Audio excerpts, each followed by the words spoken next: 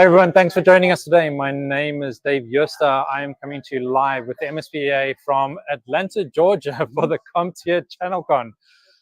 We're about 25 minutes before the main expo hall opens, and we wanted to introduce you to our CXO for the MSPA, but also a very cool dude, and his name is Adam Cushane.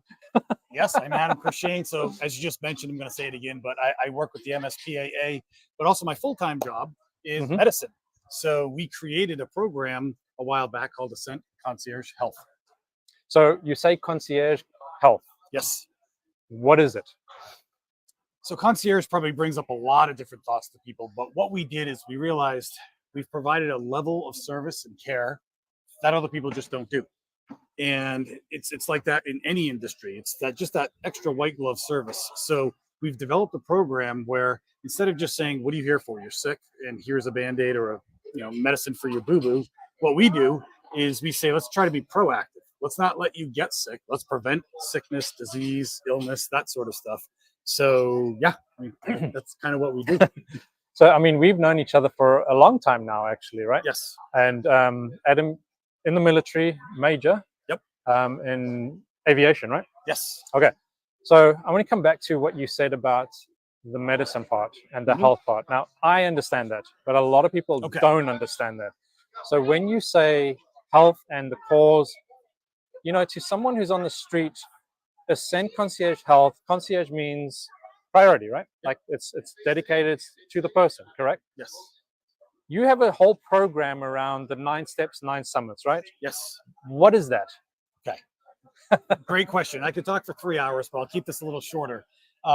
When you think of a person as a whole, it's not just what is your blood pressure or what is your weight. Those things are important. We call them vitals because they're vital, but person. So if you want to address the whole person, we need cardiovascular health, mental health. We need physical fitness levels. We need emotional health. So we created 9 summits. Typically we do 9 summits in 9 months. We address each one in detail. Do you have to pass one summit to go to the next? There's no pass. Okay. But yes, we address them. And when we do an initial onboarding with someone, we do a discovery visit, try to figure out who they are. So if that person's highest priority is cancer, we don't start that one at number 8. We start that one at number 1. So it has to be customized to the person. Okay. So you said a keyword there, customized. Yes. I think a lot of people that go to medical resources, doctors, etc., they go in for 15 minutes. Yep. They get a prescription for whatever is going on, and they're kind of out the door, right? Yes. So when you say customize, does that mean more time? Does it mean more dedication? Does it mean more analysis? What does that mean? Yes. Okay. Cool. Time, analysis, dedication.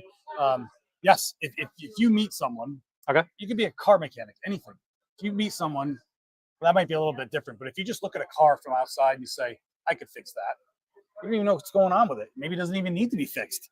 So you need to understand the person.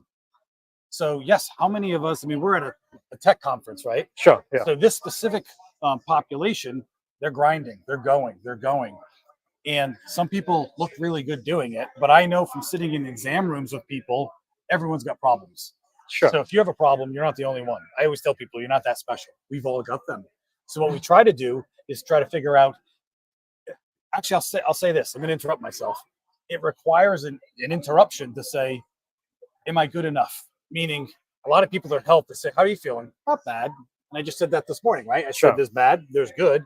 Not bad can be way down here. Well, how many people say I feel great? It's not that many. And it can have to do with any of the aspects of, but we've learned to accept that, well, good enough. So you go to the doc, you sit there for 30 minutes waiting or whatever it is, people are coughing on you. You go in there, you regurgitate what you rehearsed because you got one shot, get it out there. Yeah. And then you say it real quick. And then you leave and you get in your car and you're like, damn it, I forgot that last thing. I didn't say it. What do? Or you can make a visit for 3 weeks down the road. Like, no. Can you send a quick text?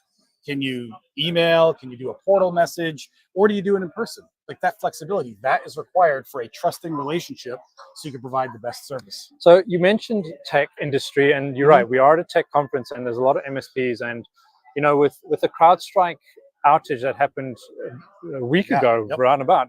You know, a lot of tech providers were working 72 hours non-go, straight. So besides for the stress level, which had its own implications, there was a lot of what you're describing is people not taking care of themselves. Okay, but I'm trying to understand you. So concierge health is, you know, it's a one-on-one. Yes. Kind of like what we're doing, right? It's a one-on-one, and you're focusing on not the symptoms, but you're focusing on the root cause of whatever is going on, correct? Yes. How is that different from other providers? Okay. It goes back to the same thing. If you have a 15-minute visit, I've worked in a bunch of different industries for medicine, but I used to work in urgent care. And I was always bad at being super fast because I talk. And I try to take good care of people. But there were people in the door, and within 3 minutes out the door, the person had a Z-Pack script and they're gone. They get a one-size-fits-all. And that could actually be very bad for the person. It could not treat what they're doing. It's inappropriate.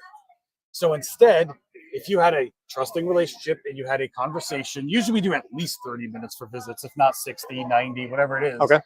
So we get to the root of it. And if people know that, well, if I don't feel better tomorrow, can I reach out to you? Of course you can. And again, that's just urgent care. But what we're trying to do is get away from that and just say proactive care. So if I'm addressing my blood pressure, you know, is there an herbal option? Is there a stress relief option that's going to help my blood pressure? All those different things. So there's hundreds of options, but you're not going to get those in your 15-minute visit. It's not happening. Why though? Because you have 15 minutes. So you got one size fits all. So I will tell you, in conventional medicine, the regular medical model, we all get trained, great training. It's everyone's passionate. No, I can't say everyone, but pretty much the lot of people you go to see when you see any medical person, they're humans. They're good people. They went into it not with the promise of glory and fame, but because they were passionate and loved learning about the human body. And then they said this and that. I remember the first history and physical I wrote in a patient was 15 pages long. Wow. I had to go to a hospital. This little lady was in a bed. They introduced me and they said, give us a good history and physical. I knew, like, it took me about 3 hours. That was a full history. And now you go into a room and the clock's ticking. You got to get in and get out. So the mindset with Western medicine in general is, what are you here for? And is that bad or good? And it depends. If I say, what are you here for? And you say, chest pain and I can't breathe. Great. We're really good at that. I'm going to start thumping on your chest. We'll take good care of you. Or if you say my appendix just exploded, excellent. You're in the right system. But if you go in with anything chronic and say I'm sad, or I'm gaining weight, or I've got cholesterol problems, or anything chronic, the system's horrible because it walks in the room and says, what are you here for? You say cholesterol. Well, here's Lipitor. Next. And that is an option. And sometimes it's the right option. But for the most part, no. So what I'm hearing you say really is that you're not focusing on, and correct me if I'm wrong, you're not focusing on what people are complaining about. You're focusing on what is causing them to complain about a system. So like, for example, you said someone is sad or depressed, right? So what I'm hearing you say is, well, why are you sad and depressed? Of course. Is it because you lost your job? Is it because your parents died or something along those lines? Is that what I'm hearing you say? Well, yes, but even then, or is it because your vitamin D is too low? Or is it because your blood pressure is too low? So, and that affects what goes on in your health and your mental state, right? Yes, or do you have bowel dysfunction? Or is your sleep poor?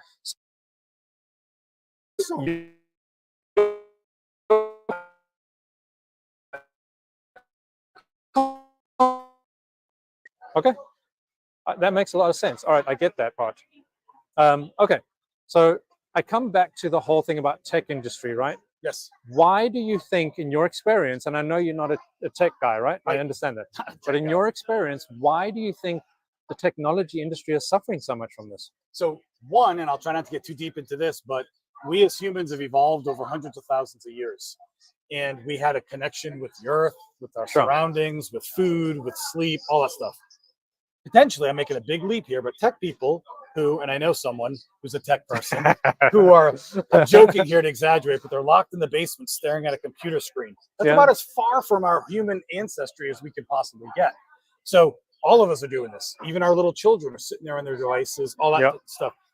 But as a simple population, tech people are so disengaged, and they can be really excellent at the new human world of doing tech things and amazing stuff and making gigabytes and whatever, move back and forth.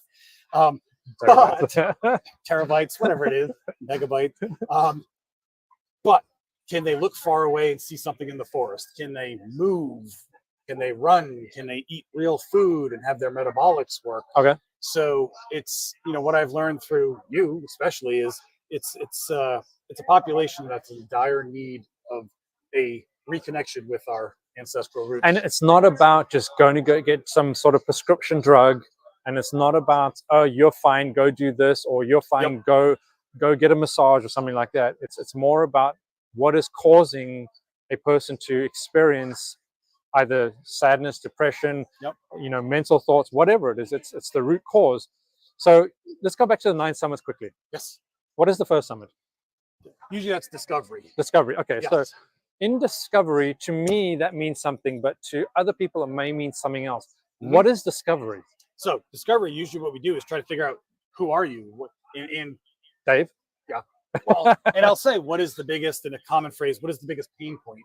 Okay. So we start with questionnaires. We do a battery of labs. We do some vitals. Let me stop you there. So you do a battery of labs. Why can't I get that done at a normal practitioner?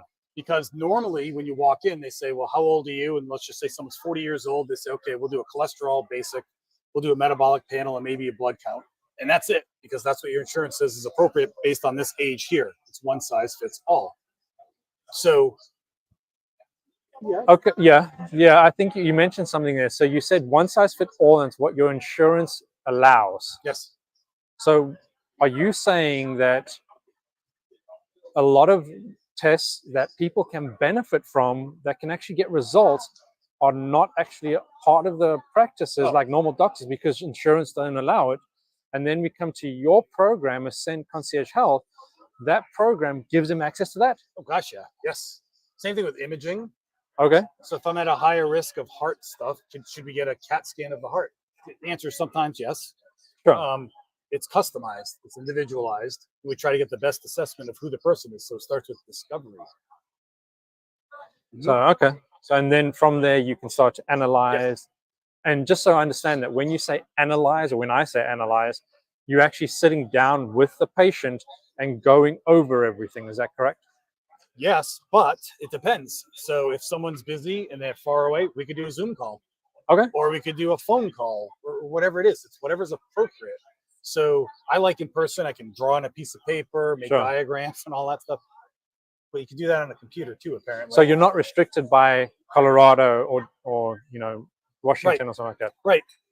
Okay. So that opens up to like tech providers across the nation.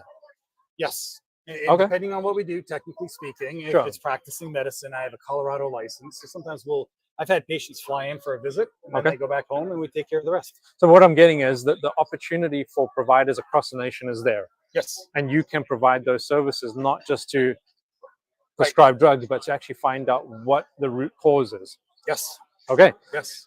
We got a few minutes left here, so about a minute left. So very, very quickly, is of your program that you've done so far with the people that you have on the program, what has been the greatest or best achievement that you've seen one of your patients achieve? So that's an easy one, and they're all success. And I'll say this: I tell every patient, I'm not a magician. I'm not magically going to fix things. Yeah. But we will identify stuff, and then it's up to the person. I'm not the boss; they are. So I mean, we had a woman who was a flora diabetic. I mean, not a little bit. She hadn't had any tests done in 5-6 years, and she put it out of her mind. She stuck her head in the sand. That's what she did. Okay. So we checked things, and I was shocked. Her blood sugar was so high. Not a little bit, a lot of it. So like dangerously high. Yes. Okay. Like we don't like it above 6.4. She was at 9.6. Okay.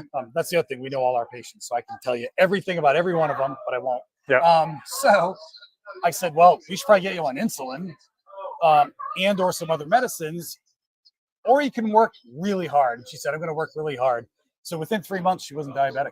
What? She went from like not pre-diabetes. She went from raging diabetes to no diabetes. That's amazing. And then, you know, and then we have another guy who couldn't do a push-up, and now he's banging out 25 push-ups. It all depends on what the person's doing.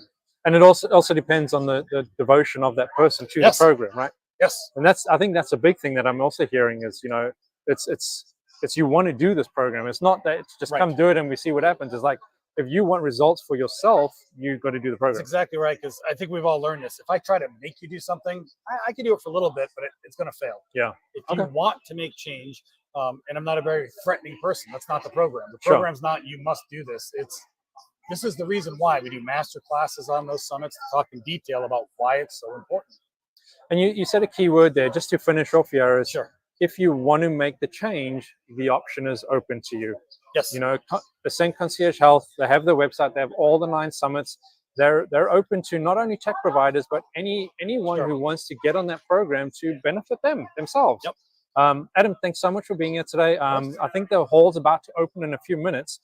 So I'm glad we got this done before everyone kind of stormed in here. Perfect. If you guys want to connect with Adam or Ascend Concierge Health, please check out his LinkedIn profile. They are online. They will communicate with you. Or if you just have a question, just shoot them an email or send them a message through LinkedIn, and he's more than happy to chat with you.